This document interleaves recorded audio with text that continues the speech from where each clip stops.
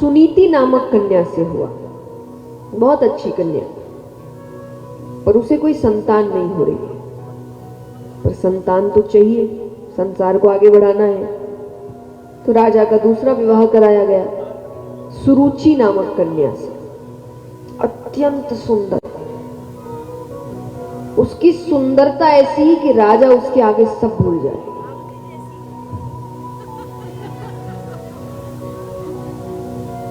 अब यहां पर धीरे धीरे राजा पहली रानी के पास बहुत कम जाने लगे।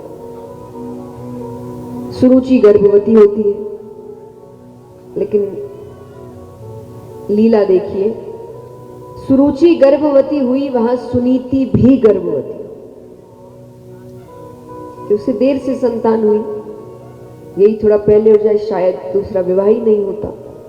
पर किस्मत का खेल कि दोनों गर्भवती होती है, दोनों को एक एक पुत्र हुए। सुरुचि से जो पुत्र हुआ उसका नाम रखा उत्तम, और सुनीति से जो पुत्र हुआ उसका नाम रखा ध्रुव। अब यहां पर दोनों बच्चे थोड़े बड़े होते हैं। राजा एक दिन युद्ध से जीत कर लौटते हैं। सबसे पहले सुरुचि के पास गए। पहले वो पहली रानी के पास जाया करते थे, पर अब जैसा मैंने कहा धीरे धीरे वो झुकाव कम होता जा रहा है। तो सुरुचि के पास जाते हैं, कमरे में है। सेवकों से कहा किसी को भी कमरे के अंदर आने मत देना। तो वो खड़े हो गए, पहरा लगा रहे हैं। अंदर सुरुचि है, राजा है, उत्तम है, अपना पारिवारिक समय बिता रहे हैं। ध्रुव जी को पता चलता है कि पिता जीत कर लौटे हैं। बच्चा है वो तो खुश हो गया। पूरे राजमहल में उसकी आवाज गूंज रही है, पिताजी पिताजी पिताजी। दौड़ते हुए कमरे तक पहुंचता है कि सेवक रोक लेते, नहीं जा सकते। क्यों नहीं जा सकता? मुझे मेरे पिता से मिलना है।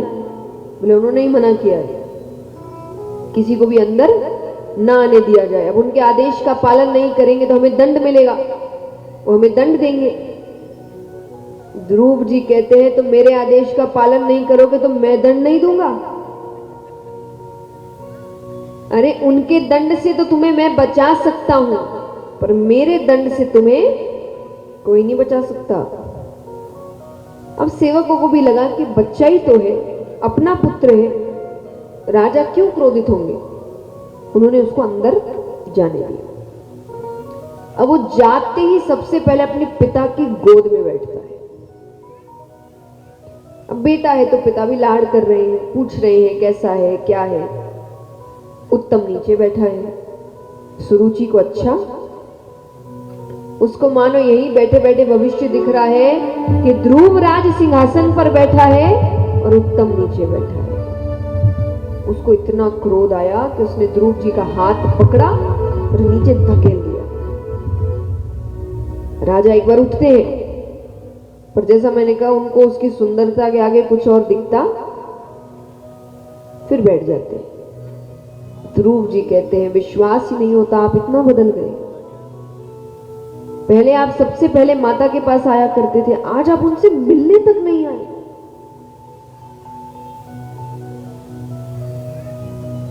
सुरुचि कहती है महाराज से क्या पूछता है, अपनी माता से जाके पूछ।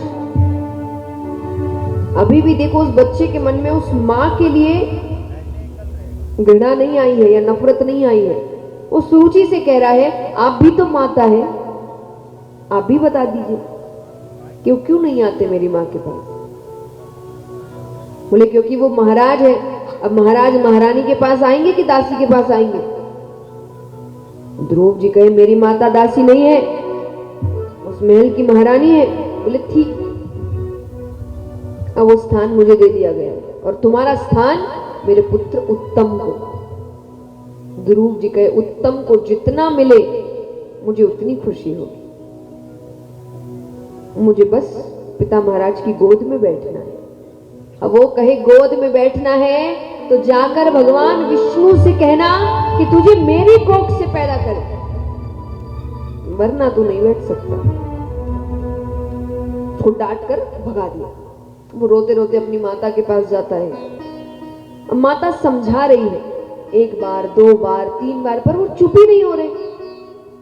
यहाँ पर माता थोड़ा झुंझला गई, उसको भी क्रोध आ गया कि शांति नहीं हो रहा, इतना समझा रही हूँ। तो झुंझलाहट में उसने कह दिया कि क्या एक साधारण से मनुष्य की गोद में बैठने के लिए रो रहा है? अरे बैठना है तो जाकर भगवान विष्णु की गोद में बैठ, उस गोद से तुझे कोई नहीं उतार सकता।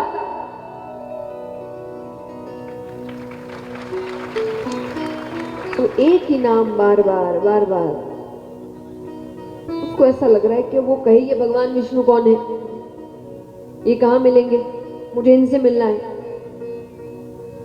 उसकी माता कहती है कि ये ऐसे नहीं मिलते, इनके लिए तपस्या करनी पड़ती है, वन जाना पड़ता है। तो अभी बहुत छोटा है ना, जब बड़ा हो जाएगा तो मैं तुझे तपस्या के लिए करने भेजूंगी। रोज सुला देती है, पर उसके तो मन में बात बैठ गई। वो मध्य रात्रि में उठता है, माता को प्रणाम, अब माता सो रही है, पर वो प्रणाम करके घर से बाहर निकल गया। अब माता ने क्या कहा था, कहां जाना पड़ेगा? वन में। वो वन में जाता है। अब भगवान डर गए, बच्चा है ना, जंगल में जंगली जानवर है, डकैत है। तो भगवान ने उसकी सहायता के लिए नारद जी को भेजा कि आप उसके साथ साथ रहिए, देखिए वो कहां है, उसका ध्यान रखिए। देखिए भगवान परीक्षा लेते हैं, और परीक्षा लेते वक्त भी वो आपके आसपास ही रहते हैं। आज भगवान ध्रुव जी से तपस्या करवाएंगे, बहुत कठोर तपस्या करवाएंगे, लेकिन फिर भी उन्होंने सहायता के लिए किसको भेजा? नारद जी। कि परीक्षाएं तो होंगी, पर इस परीक्षाएं में एक इसके साथ शक्ति होनी चाहिए। भगवान यानी आपके कठिन समय में भी आपका ध्यान रखते। ये आपको समझ नहीं आता, और कई बार हमारी कठिन परिस्थितियां जब चल रही होती है ना, तब हमें समझ नहीं आता, पर जब वो पार कर जाते हैं तब ऐसा लगता है कि जो हुआ अच्छा ही हुआ। कई लोगों को आप देखेंगे जो सफल हो जाते हैं, वो कहते हैं कि वो सफल इसीलिए हैं क्योंकि उन्होंने उन कठिन परिस्थितियों का सामना किया। अगर वो उस वक्त हार मान लेते तो शायद वो आज यहां नहीं होते। तो ऐसा क्या हुआ कि वो हार नहीं माने? भगवान ने कोई ना कोई शक्ति तो उस वक्त आसपास भेजी होगी कि हार ना माने। लेकिन ये परीक्षा पार कर ले तो हर चीज इसके हिसाब से होगी। तो व्यक्ति अगर हार नहीं मान रहा है तो कुछ तो उसके आसपास ऐसा है ना जो उसको हार मानने नहीं दे रहा है। तो शक्ति भगवान भेजते हैं। तो भगवान आपके बहुत काम करते हैं,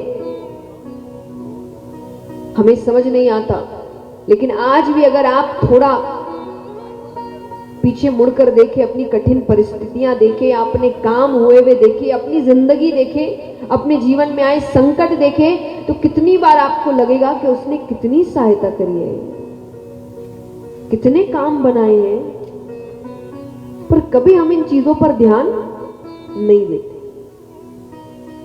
आप देखेंगे व्यक्ति शिकायत करने को उसके पास पूरी लिस्ट तैयार है, भगवान ने ये नहीं दिया, ये नहीं दिया, ये नहीं दिया, वो नहीं दिया। जो दिया उसका क्या? उसकी लिस्ट बनाई है। शिकायत करने बैठ जाते हैं, भगवान को सुनाने बैठ जाते हैं, धन्यवाद का क्या?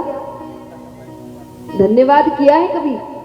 कि कभी एक दिन उठकर ये कहा कि आज कोई शिकायत नहीं है, आज कुछ मांगने भी नहीं आया हूं, आज सिर्फ ये कहना आया हूं कि धन्यवाद, बहुत दिया है।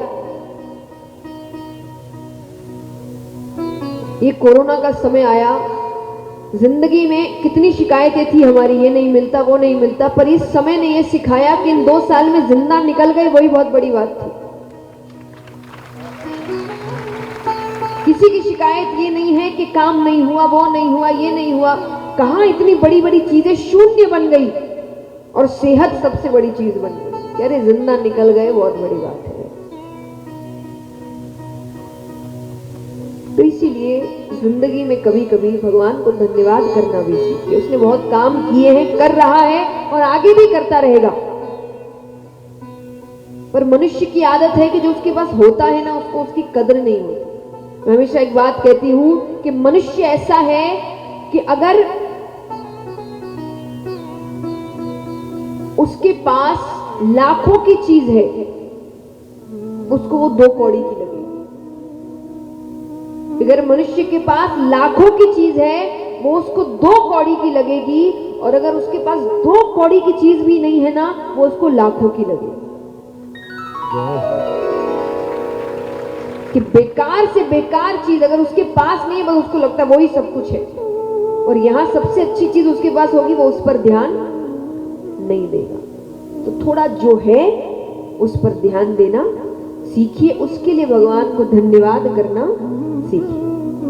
आइए, अब आप इस कथा के बाद करेंगे नहीं करेंगे, जिंदगी में ये मानेंगे नहीं मानेंगे, मुझे तो नहीं पता। तो जब तक इस मैं हूं इन कुछ दिन, मैं उतना तो करवा लूं आपसे। आइए, आज अभी तक जीवन में भगवान ने जितने काम किए हैं, उन सब के लिए धन्यवाद करते हैं। कि आज सिर्फ धन्यवाद, कोई शिकायत नहीं, कोई इच्छा नहीं, कोई मांग नहीं, सिर्फ धन्यवाद।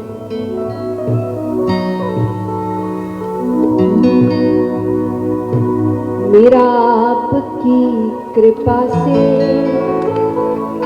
सब काम हो रहा है, मेरा आपकी।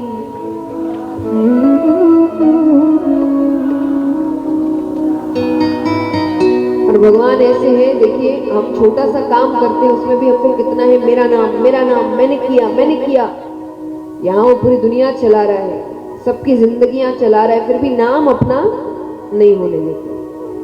भक्त कहता है, करते हो तुम कन्हैया मेरा नाम हो रहा है, कि करते हो तुम कन्हैया मेरा नाम हो रहा है, मेरा आपकी कृपा से सब काम हो रहा। किस किस के काम भगवान ने किए, उठाओ पूरे पूरे हाथ तालियों के साथ। मेरा आपकी कृपा से सब काम हो रहा है, मेरा आपकी कृपा से सब काम हो रहा है, मेरा आपकी कृपा से सब काम हो रहा है, मेरा आपकी कृपा से सब काम हो रहा है। करते हो तुम कन्हैया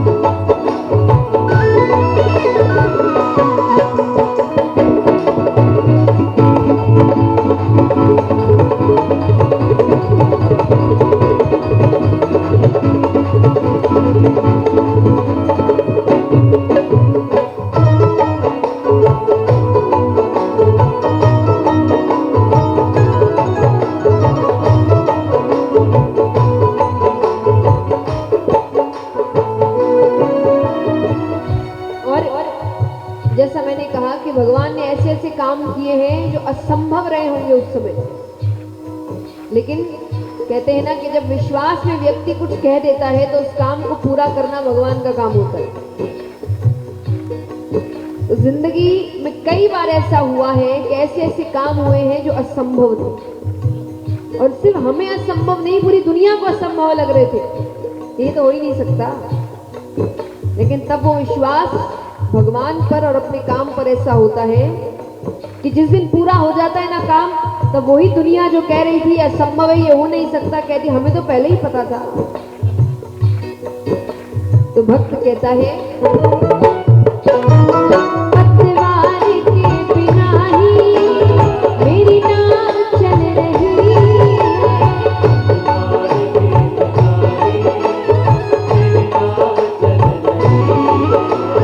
पतवार के बिना ही मेरी नाव चल रही है,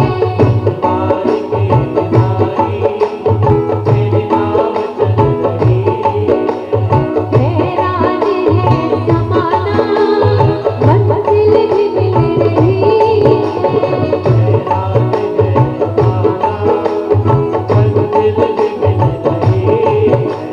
करता नहीं मैं कुछ भी, करता नहीं मैं कुछ भी, सब काम हो रहा है,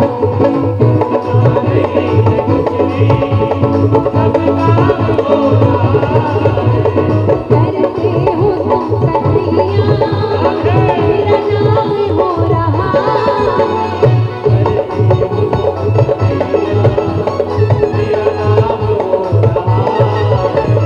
मेरा आपकी कृपा से सब काम हो रहा है।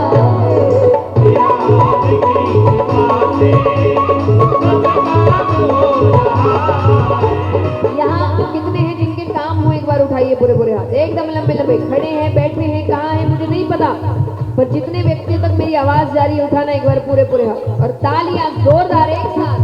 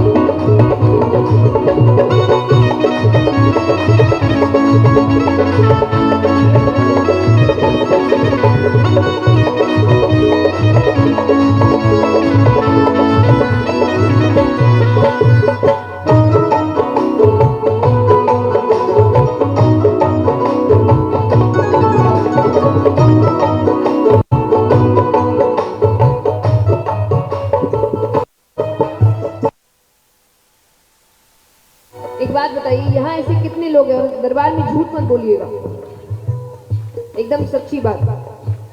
यहाँ कितने लोग हैं जो बड़े बड़े लोगों से पहचान बनाते हैं, हाथ उठाओ।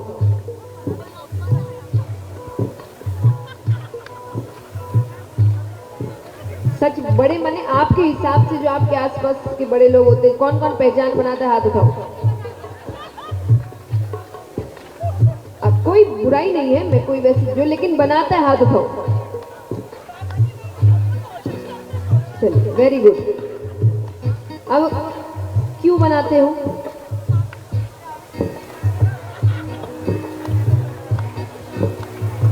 इस कथा के बोले आके बैठने के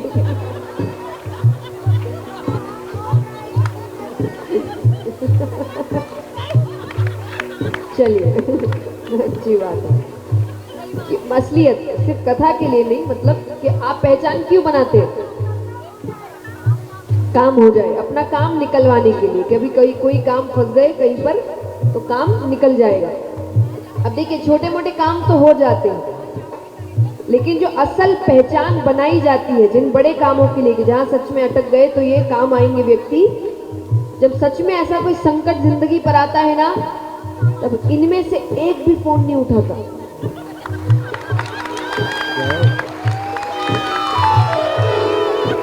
एक भी फोन नहीं उठाता। तब काम कौन आता है? भगवान, जिससे पहचान बनाने में दिन का 1 मिनट नहीं देते हम।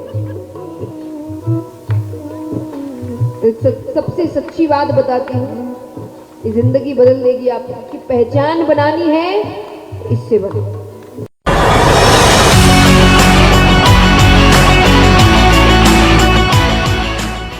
आज़ादी के अमृत महोत्सव के अमृत साल में प्रवासी भारतीय सम्मेलन का आयोजन मध्य प्रदेश की धरती पर हुआ, जो भारत का हृदय स्थल कहलाती है और नर्मदा के पवित्र जल, हरियाली, आदिवासियों, संस्कृति और आध्यात्मिकता के लिए प्रसिद्ध है।